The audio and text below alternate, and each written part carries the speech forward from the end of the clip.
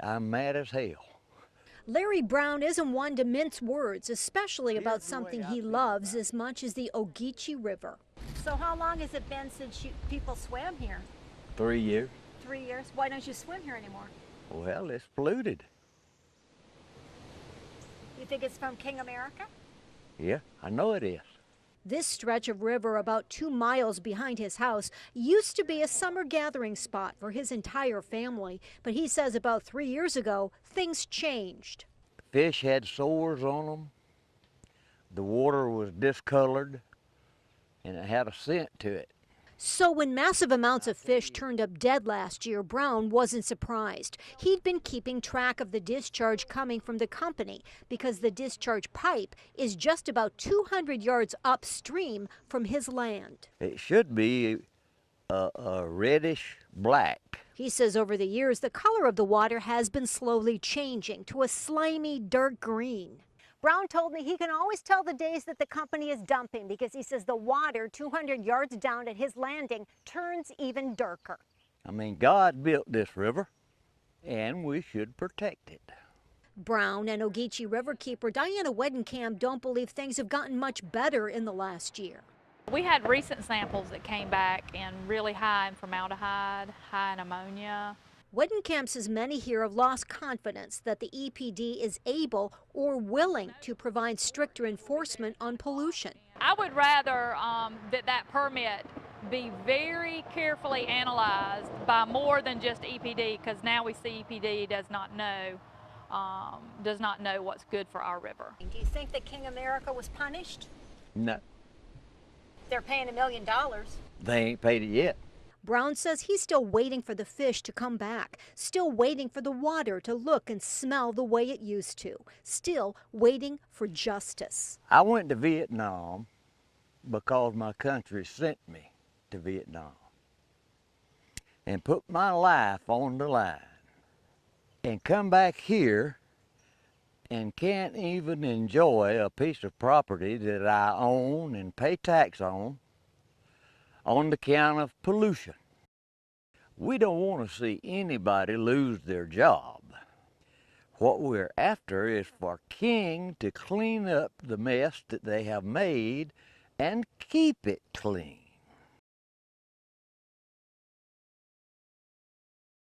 Why do we have to have auto insurance? Tammy and Anthony Wyrith have decided when it comes to Allstate, maybe they're not in such good hands after all. Did you want to keep your home with them?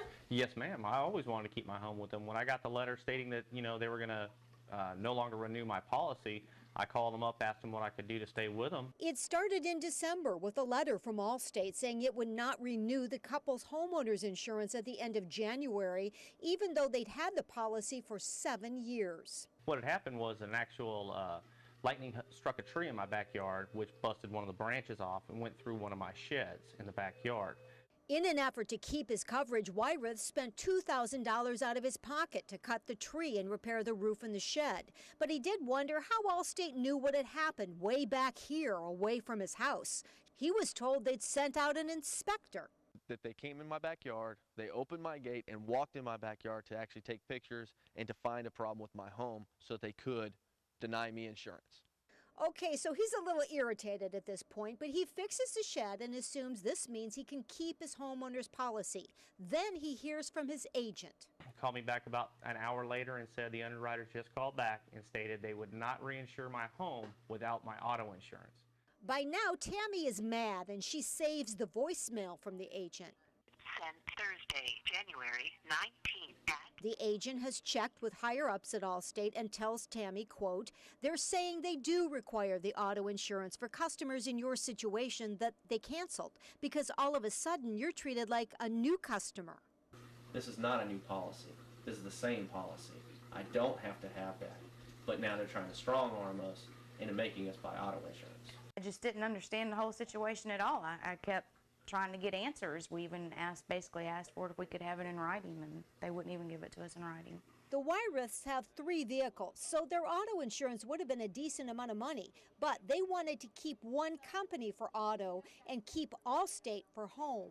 Because they say that they're millions of dollars in debt on the coastal empire area, or in the coastal area. So they're actually telling me they won't insure anybody without auto insurance now. The Wyruths have found out that other customers have complained about Allstate. They feel the company basically dug up a reason to try to drop them so it could eventually try to require them to buy auto insurance. But in the end, these are not customers that the company would want to do a commercial. That's for sure. Don't blackmail me. If you're going to insure me, insure me. If you're going to blackmail me, I don't need you, and nobody needs you. Allstate shouldn't even be in business any longer if this is what they're going to do. Well, the Georgia Insurance Commissioner Ralph Hudgens told me that he is looking at Allstate's underwriting practices, especially complaints that the company is finding reasons to try to drop people. We've had 479 inquiries and actually 39 complaints against Allstate. Allstate is like the big leagues compared to Little League baseball. They stand out. We're taking a good hard look at this. In fact, I have ordered an investigation. This investigation is actually called a market conduct examination.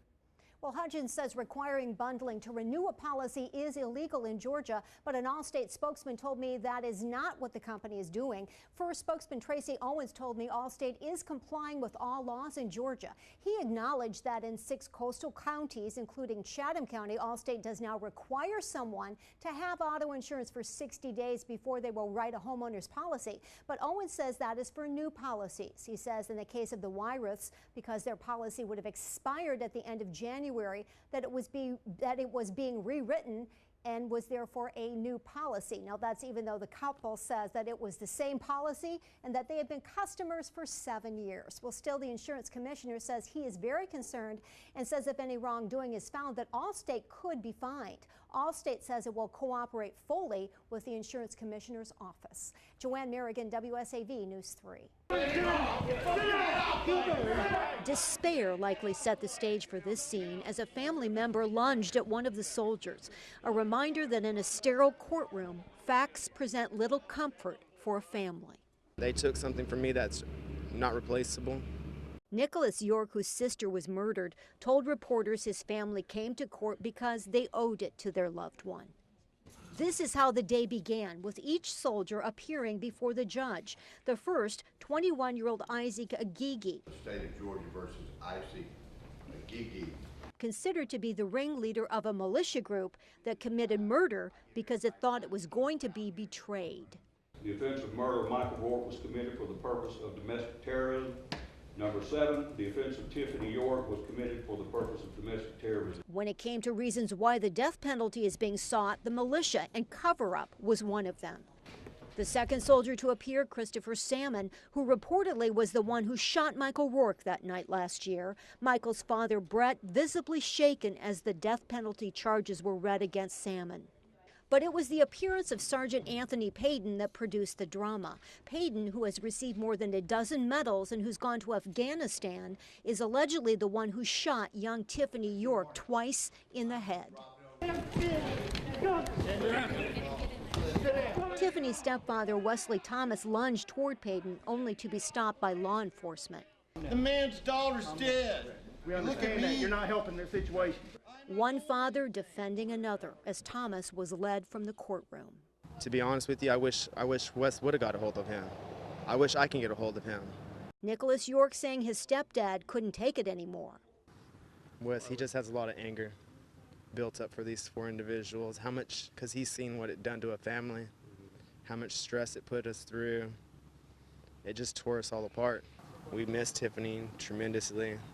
And she was just a beautiful person. You'd never think Tiffany would get tied up with these type of guys. When it comes to the reported motive for the killings, York's brother still doesn't know what to think. I think they're crazy. I don't understand how an E5 and a sergeant and all these high-ranked militaries could listen to a private E1 and how many ways it could have got prevented and just how it led up to this.